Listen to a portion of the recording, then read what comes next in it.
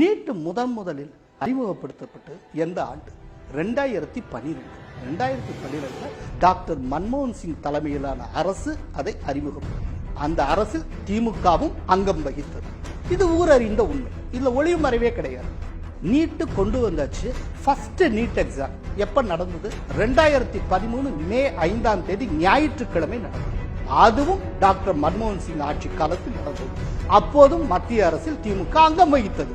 ஆக நீட்டை இன்ட்ரோடியூஸ் பண்ணப்பவும் மத்திய அரசில் திமுக இருந்தது. ஃபர்ஸ்ட் நீட் எக்ஸாம் நடந்த பொழுதும் மத்திய அரசில் திமுக இருந்தது. அப்போதெல்லாம் அதை தடுப்பதற்கு வீதியில் இறங்கி திமுக போராடவில்லை. இன்னொன்னு, இந்த மாதிரியான பெரிய முடிவுகளை கேபினெட்ல வச்சுதான் எடுப்பாங்க. மத்திய கேபினெட்ல அன்னைக்கு திமுகவுக்கு 2 அமைச்சர்கள் இருந்தார்.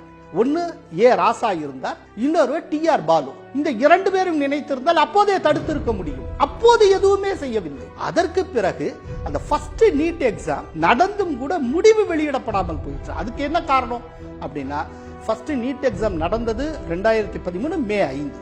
ஆனால் அதே ஆண்டு ஜூலை 18ஆம் தேதி அப்பதான் ரிட்டையர் ஆறார் தலைமை நீதிபதி அல்தமஸ் கபீர்.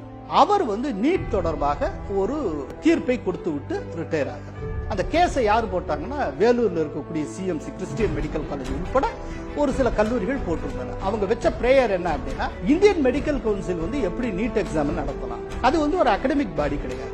அது மெடிக்கல் எக்ஸாம் அங்கீகரிக்கிறதுக்கு, மெடிக்கல் எக்ஸாம் நீங்க நடத்தலாம் சொல்றதுக்கான ஒரு பாடி தான், ஒரு அகடமிக் பாடி இல்ல. அது எப்படி ஒரு எக்ஸாம் கண்டக்ட் பண்ணலாம் அப்படின்னு கேட்டு அவங்க பிரேயர் பண்ணியிருந்தாங்க. அதுக்கு 2013 ஜூலை 18ஆம் தேதி தலைமை நீதிபதி அல்தமஸ் கபீர் கரெக்டா அன்னைக்கு ரிட்டையர் ஆறார். அன்னைக்கு அவர் தீர்ப்பு கொடுக்கிறார். என்னன்னா, இந்த நீட் எக்ஸாம் என்பது அன்கான்ஸ்டிடியூஷனல், இந்திய அரசமைப்பு சட்டத்துக்கு முரணானது. எனவே அந்த நீட் தேர்வு ரத்து செய்யப்படுகிறது. எனவே நடத்தப்பட்ட நீட் தேர்வின் முடிவை வெளியிட வேண்டிய அவசியம் இல்லை, ஃப்ரீஸ் பண்ணுங்க. ஆக முதல் நீட் தேர்வு நடத்தப்பட்டும் அதன் முடிவு வெளியிடப்படவில்லை. இவ்வாறாக அந்த நீட்டினுடைய கதை ஒரு வழியாக முடிக்கப்பட்டது. ஆனால் 2016 ஏப்ரல் 11ஆம் தேதி வேறு ஒரு விஷயம் என்னன்னா, திரும்ப இந்த Indian medical council review petition போட்டாங்க. அப்போ அனில் தவே நீதிபதி அவருடைய தலைமையிலான 5 நீதிபதிகள் கொண்ட பெஞ்ச் அதை விசாரிக்கிறப்போ என்ன ஆகுது அப்படின்னா, ஏற்கனவே கொடுக்கப்பட்ட தீர்ப்பு இருக்கு இல்லையா, அந்த தீர்ப்பு அது சம்பந்தப்பட்ட மினிட்ஸ் அவங்க பார்க்கல. இந்த மினிட்ஸ்ங்கிறது என்ன அப்படின்னா, தீர்ப்பு வழங்குறதுக்கு முன்னால சம்பந்தப்பட்ட நீதிபதிகள் தங்களுக்குள்ள டிஸ்கஸ் பண்ணுவாங்க. அந்த டிஸ்கஸ் பண்ண அத்தனை பாயிண்ட்ஸ் அந்த மினிட்ஸ்ல இருக்கும். ஆனா அது ரொம்ப கான்பிடென்ஷியலா இருக்கும், எப்போதுமே அந்த வெளியிடும். அந்த மினிட்ஸை படிச்சு பார்த்த தவேவுக்கும் மற்ற நீதிபதிகளும் ஒரு பெரிய அதிர்ச்சி காத்திருந்தது. என்னன்னா, அந்த மினிட்ஸ்ல எதுவுமே எழுதப்படல, வெறும் வெத்து காகிதமா இருக்கு. இதை கண்டு அதிர்ச்சி அடைந்த தவே, இவ்வளவு பெரிய மாணவர்கள் சம்பந்தப்பட்ட ஒரு மிக முக்கியமான ஒரு விஷயம் எந்த ஒரு டிஸ்கஷனுமே இல்லாம போற போக்குல ஒரு தீர்ப்பாக வழங்கப்பட்டிருக்கிறது என்றால் இது ரொம்ப கொடுமையிலும் கொடுமை என்று சொல்லி அந்த நீதிபதி என்ன சொன்னாமா, ஏற்கனவே உச்ச நீதிமன்றம் கொடுத்த தீர்ப்பை நாங்கள் திரும்ப பெறுகிறோம் என்று சொன்னார். தள்ளுபடி செய்யறோம் இல்ல, நாங்கள் ரீகால் பண்றோம், திரும்ப பெற்றுக் கொள்ளுகிறோம் என்று சொன்னார். அதாவது கொடுத்த தீர்ப்பை திரும்ப பெறுவது என்பது அரிதிலும் அரிதாக நடக்கக்கூடிய ஒரு விஷயம். அது உச்ச நீதிமன்றத்தில் நீட் விஷயத்தில் நடந்தது.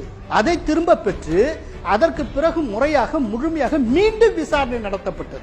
அதன் பிறகுதான் அந்த உச்ச நீதிமன்றம் நீட் தேர்வை நாடு முழுவதும் நடத்த வேண்டும் என்று உத்தரவிட்டது. அந்த உத்தரவின் பேரில் இன்றைக்கு நீட் தேர்வு நடந்து கொண்டிருக்கிறது. இதுதான் நீட்டை பத்தின ஒரு சுருக்கமான வரலாறு. இந்த நீட்டுங்கிற விஷயத்துக்கு வித்திட்டது திமுகவும் பங்கெடுத்த மத்திய அரசு.